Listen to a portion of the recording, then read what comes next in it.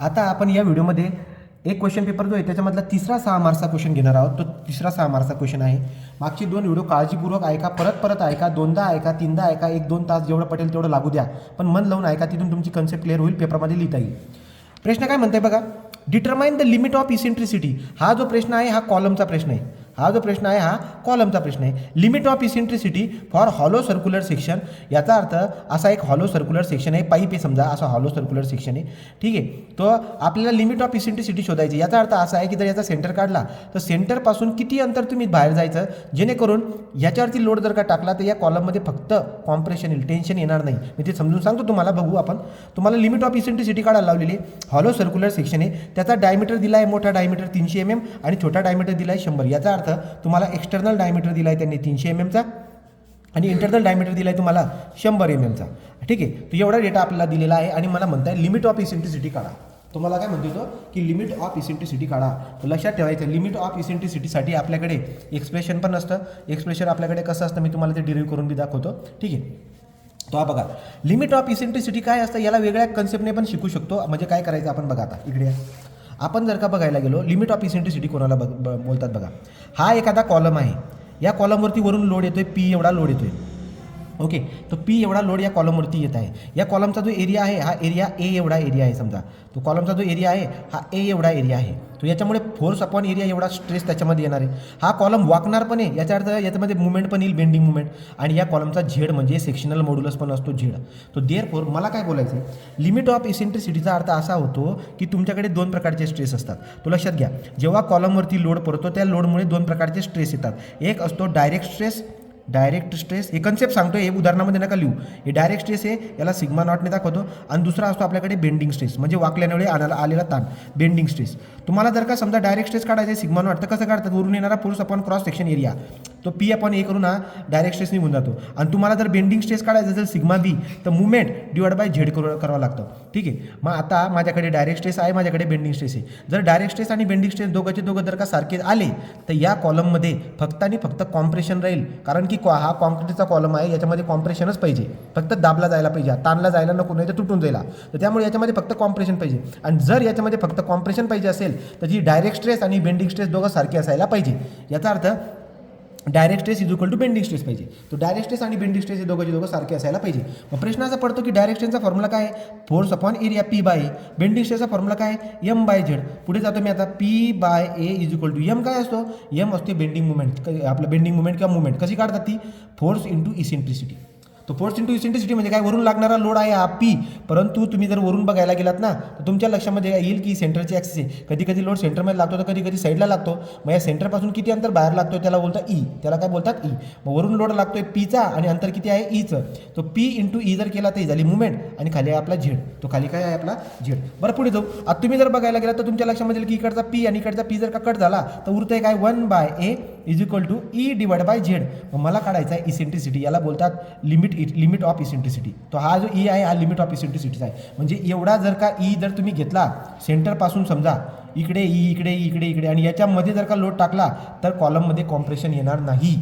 पण याच्या बाहेर जर का गेला तर कॉलममध्ये 100% कॉम्प्रेशन येईल. मग हे लिमिट ऑफ इसेंट्रिसिटी काढायची. मग फॉर्म्युला काय बघा, हा झेड इथं डिवाइडला इकडे मल्टिप्लायला पाठवा. याचा अर्थ असा होऊन जाईल बाळावं, Z by A is equal to E limit. याचा अर्थ इसेंट्रिसिटी ई लिमिटचा फॉर्म्युला काय आला, ई लिमिट बराबर झेड अपॉन ए. आता प्रश्न असा पडतो की मला जर ई लिमिट काढायचं असेल, हे सगळं करायची गरज नाही, तुम्हाला डायरेक्ट फॉर्म्युला काय वापरायचा, झेड बाय ए. तो झेड बाय एचा फॉर्म्युला वापरा. आता प्रश्न असा पडतो की झेड काय असतो, याला बोलतात सेक्शनल मॉड्युलस. आणि हा झेड काढता कसा हे तुम्हाला शिकवतो मी आता, कारण हा झेड आपल्याला लागणार आहे. हा सेक्शनल मॉड्युलस तुम्हाला MM³ मध्ये भेटतो, पण काढतात कसं, यासाठी आपल्याकडे आकृती आहेत वेगवेगळ्या. पहिली आकृती आपल्याकडे रेक्टँग्युलर, दुसरी आपल्याकडे सर्क्युलर, नंतर आहे हॉलो रेक्टँग्युलर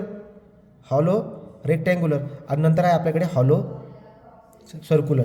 तो अशा 4 आकृत्या आपल्याकडे कॉलमच्या असू शकतात. कापल्यानंतर तुम्हाला 4 शेप दिसू शकतात. आता रेक्टँग्युलर जर उचलला तुम्ही तर तुमच्या लक्षामध्ये येईल काय बरं का, की एरिया काढायचा. रेक्टँग्युलरचा एरिया काय असतो, लांबी गुणिले रुंदी, बी इंटू डी. पण जर समजा तुम्हाला याचा झेड काढायचा असेल तर झेड काढण्यासाठी तुमच्याकडे फॉर्म्युला असतो BD² बाय 6 और DB² बाय 6. हे फॉर्म्युला तुमच्याकडे राहते. ते आपण बघू, आपण जर रेक्टँग्युलर आला असतं तर काय केलं असतं ते. ठीक आहे. तो हे पुढे सर्क्युलरसाठी जाऊया. सर्क्युलरसाठी एरिया काय असतो सर्क्युलरचा?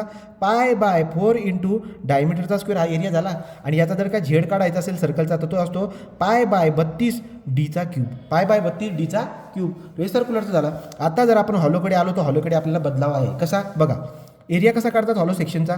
जर तुम्ही हॉलो रेक्टँग्युलर बघायला गेलात तर हॉलो रेक्टँग्युलर असा आहे बघा. हा हॉलो रेक्टँग्युलर आहे.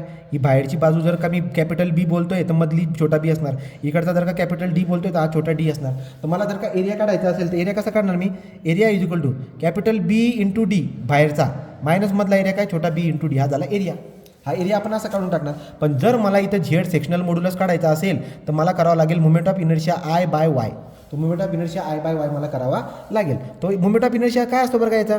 तो असणार BD3/12 मोठ्या बाहेरच्याचा मायनस आतल्याचा काय येईल? BD3/12. हा झाला त्याचा मोमेंट ऑफ इनर्शिया. आणि वाय काय असणार बरं का? वाय असतो या डीच्या निम्मा म्हणजे D/2. म्हणजे काय येईल तो? D/2. तर तुम्ही सगळ्या व्हॅल्यू जर का टाकलं, डी म्हणजे टोटल डी म्हणतो या, तर तुम्हाला हा झेड भेटून जाईल. आणि हा झेड खूप महत्त्वाचा आहे मला. हा रेक्टँग्युलर झाला. ठीक आहे. हा रेक्टँग्युलर झाला. हॉलो सर्क्युलर काय बरं का? आता हॉलो सर्क्युलर जर बघायला गेला तर हा सर्कल आहे आणि हा मधला हा सर्कल आहे. तर तुमच्या लक्षामध्ये येईल की बाहेरचा जो हा डायमीटर आहे कॅपिटल डी आणि आतला काय? हा छोटा डी. बरोबर. याचा जर एरिया काढायला गेला बाळांनो तर काय येईल? π/4 कॅपिटल डीचा स्क्वेअर मायनस छोटा डीचा स्क्वेअर. आणि जर मला याचा झेड काढायचा असेल तर काय येईल? तो येईल I/Y. I/Y म्हणजे काय? आय म्हणजे मोमेंट ऑफ इनर्शिया असतो. कसं काढतात? π/64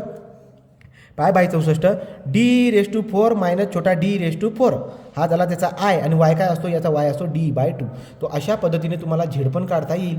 तो एक जनरल आयडिया तुम्हाला मी देऊन टाकली. आता आपण आपल्या उदाहरणाकडे जाऊया. आपल्याला लिमिट ऑफ इसेंट्रिसिटी काढायला लावलेला आहे. तो लक्षात घ्यायचं आहे. काय लक्षात ठेवलं आहे की लिमिट ऑफ इसेंट्रिसिटी काढायचं असेल तर Z/A हा फॉर्म्युला वापरायचा आहे. आणि जो सेक्शन आहे त्याच्यासाठी झेड आणि एची व्हॅल्यू घ्यायची आहेत, व्हॅल्यू टाकायची आहेत आणि आन्सर तुमचं येऊन जाणार आहे. तो चला बरं का इकडे तो मला कॅल्क्युलेट करायचं आहे limit of eccentricity. Limit of eccentricity calculate करायची आहे.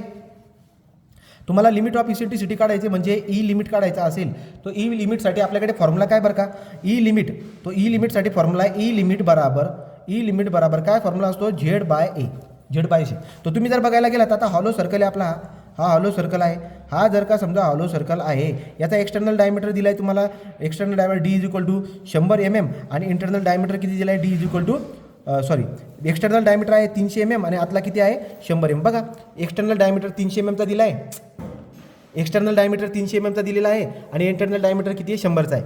तो हा 300 आणि मधला किती आहे? 100. मग अशा पद्धतीने जर का मला एरिया दिलेला आहे समजा हा आपला हॉलो सर्क्युलर सेक्शन आहे तर याचा झेड काढावा लागेल. मग झेड कसा काढतात? Z = I/Y. तो आय कसा काढतात सर्क्युलर सेक्शनचा? हॉलो सर्क्युलर सेक्शनचा π/64 कॅपिटल D⁴ मायनस छोटा D⁴. आणि वाय काय असतो? हा असतो D/2 निम्मा. तो D/2. तुम्ही जर का समजा झेड तो या पद्धतीने झेड जर काढला तर काम होऊन जाईल आपलं. तो बघा बरं काय होईल. तो आपण काय करूया कॅल्क्युलेटरमध्ये व्हॅल्यू टाकून बघूया. काय आहे? π/64 डी किती आहे? 300. तो 300⁴ मायनस छोटा डी किती? 100⁴ डिवाइड बाय कॅपिटल डी म्हणजे 300 डिवाइड बाय 2. तो याचं उत्तर मी डायरेक्ट काढून टाकतोय. बघा ऑन करायचं, डब्बा बाय डब्बा करायचा, परत डब्बा बाय डब्बा करायचा. याच्यात काय येईल? शिफ्ट पाय डिवाइड बाय 64 पुढे गेलो इंटू ब्रॅकेटमध्ये इथं काय आहे? 300⁴ पुढे गेलो मायनस 100⁴ खाली आलो. आता बघा इथं काय 300/2. 300/2चा अर्थ होतो 150. तो 150 आपण करून टाकलं. 300/2 करा नाही तर 150 करा. ठीक आहे. तो 300/2चा अर्थ होतो 300चा निम्मा. नाही तर तुम्ही त्याला करू शकतात परत डब्बा बाय डब्बा घेऊन. किती आला बरं का?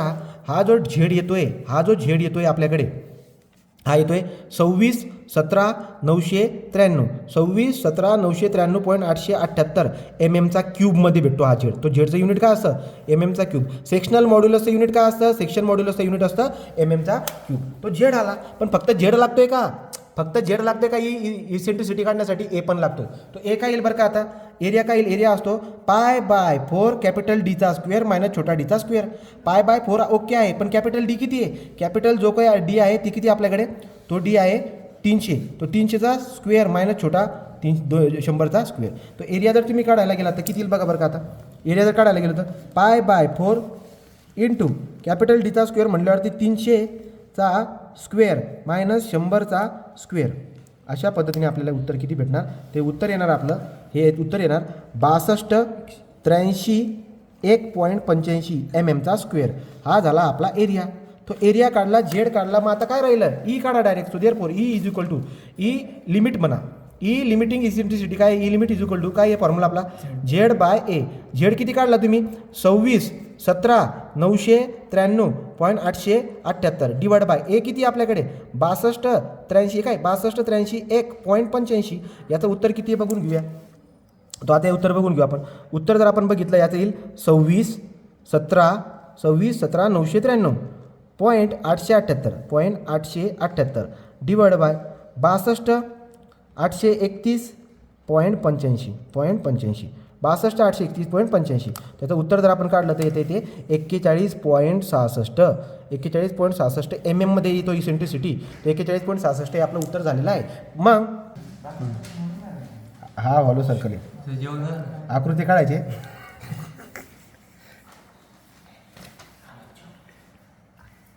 तो हे काय आहे, capital D is equal to 300 mm, छोटा d is equal to 100 mm. Okay का, या पद्धतीने आहे. तर तुम्हाला आता आकृती काढायची. मग कसं आहे, सेंटर लाईन बघा, हा सेंटर लाईन, सेंटरपासून इसेंट्रिसिटी मोजायची दोघं साईडला. किती आली इसेंट्रिसिटीची व्हॅल्यू, आपण चालू इसेंट्रिसिटी काढली 41.66. किती आणली 41.66. मग आता सेंटरपासून इकडे चला ना, हा जर का समजा निम्मा काला तुम्ही इथे 100 आहे, 150, 41.66 कुठे येईल, इथे इथून इथे 41.66, वरती पण 41.66, इकडे पण 41.66, इकडे पण 41.66 आणि असा गोलमध्ये काढायचा, असा गोलमध्ये काढायचा.